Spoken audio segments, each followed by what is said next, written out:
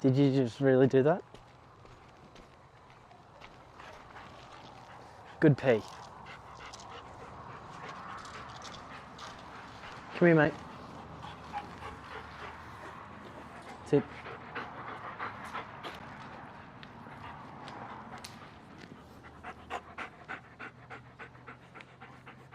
Let's go.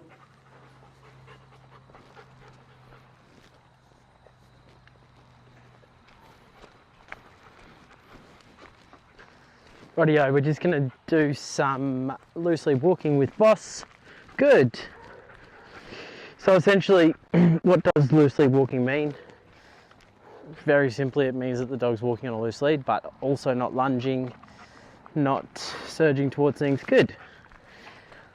And overall has a pretty neutral association with the environment. Okay, so not super heightened to get to things, and sees more value in the handler. Good. And the way that we can achieve that is by using a condition reinforcer. Good. And marking the dog when they're in the right position. Now, what is the right position? So for me, the right position is the dog is, just trying to get him in the right position, so you guys can see. So the dog's walking sort of in line with me, okay? His shoulder blade's in line with my knees, and he can look up at me and make eye contact quite easily. He's not having to look right back like this if he's out the front. So ideally, just draw a line across here. The dog doesn't walk in front of you. So therefore, you know, unless you're holding 2 inches of lead, it's pretty hard for the dog not to be walking on a loose lead if they're walking next to you. Good. Okay, and we've essentially shaped this behaviour. Boss. Good. We've shaped this behaviour using a condition reinforcer, which is, funnily enough, good. Decided to blow off that one time, but what it means is essentially when he's in the right spot, or when he follows us in a turn, good. We can tell him without applying pressure to the lead, we can tell him that he's done the right thing by using the word good. Now, the other thing we've done with Boss is started to, that's the bit that he dropped earlier, is we've started to work in a automatic sit. Okay, so essentially what that means is when we stop, he sits. Good.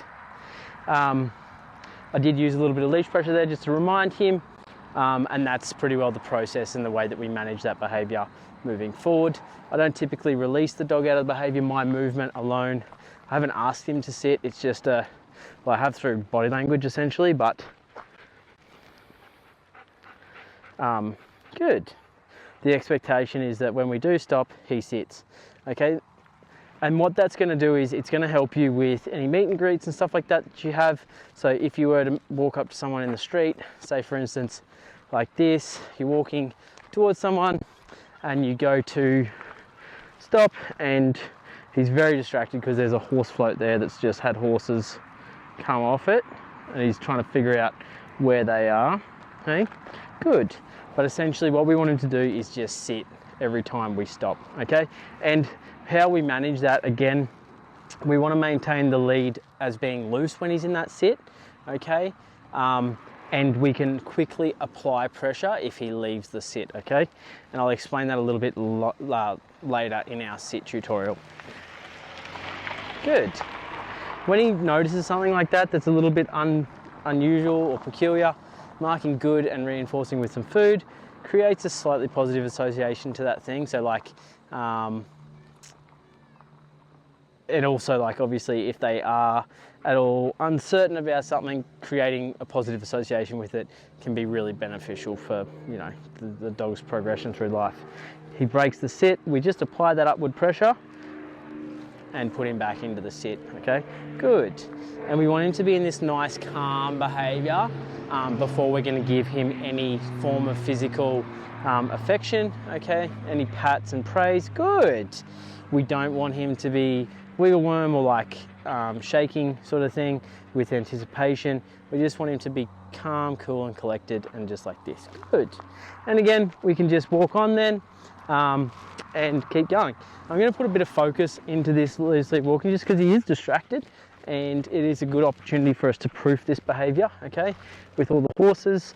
So essentially I don't really want him to be sniffing the ground, so I'm going to be holding this lead loose enough that there's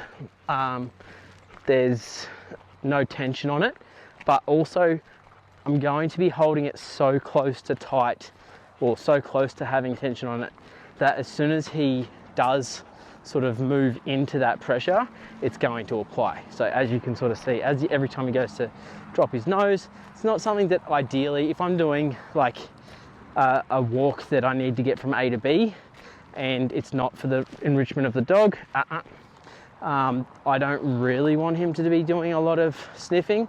Okay, if it's an enrichment walk where he's on a long line and we're just letting him do whatever he wants to do, okay, that is completely different. Good. Again, marking and reinforcing when he's in. Good. A good spot, and just shaping that behavior and capturing the exact behavior that we want, okay?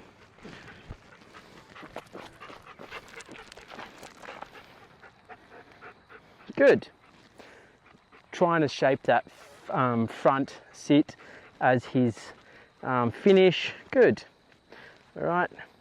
If we're going to do something like that where we move away from him. Good.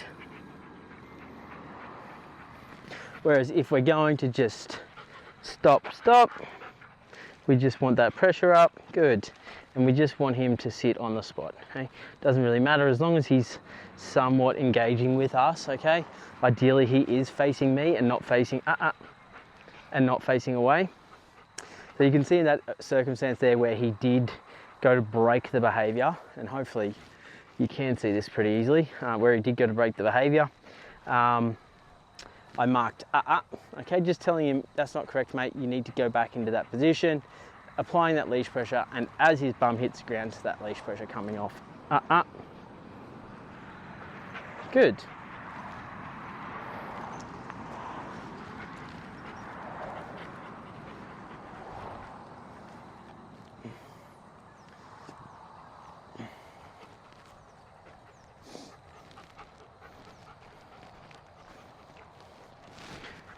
Good.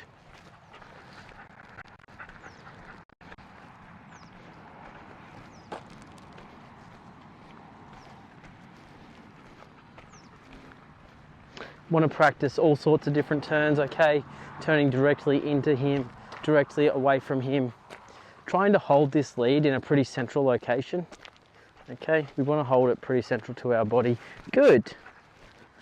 We can also use pats and praise as reinforcement as well. We don't necessarily need to use food, and we are definitely at the point now where we have weaned off the food pretty well, and his behavior is about 95% reliable. Okay, good. And just calm pats when we are patting him. We don't want him to increase in arousal when we're doing any loose lead walking, something like that. It is quite a, it is a behavior that you would hope that the dog's in quite a low state of arousal. Just giving him a little correction there, very slight correction. So he disengaged from me, drifted off, was ignoring me to a degree. I changed direction, he wasn't following. Good. And you can see that turn there after the correction, a much nicer turn. Okay, just clarifying for him what is and isn't desirable as a behavior. Okay, so that correction, good, makes it really clear that staying in this position is obviously going to lead to reinforcement, but also avoid that the possibility of any aversives. Good. Okay. Now just very little pressure on that. Good. Okay, good boy. Very little pressure on there. Almost like it's hard to even fathom how little pressure is actually being put on there. Good. So our movement is the indication for him to keep going, and maybe I've dropped some food there, but our stopping is essentially our indication to him to sit, whether that be next to us or just engaging with us in some degree. Good. Can use our condition reinforcer.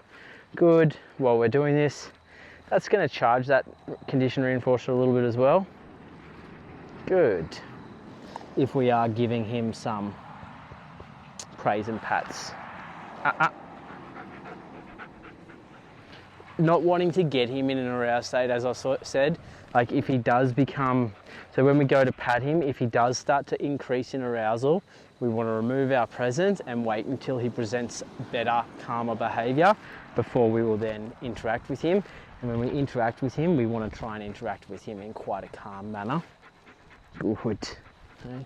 Nice big strokes, not roughing up and that sort of stuff. Good. Rightio, that's your loose lead walking tutorial.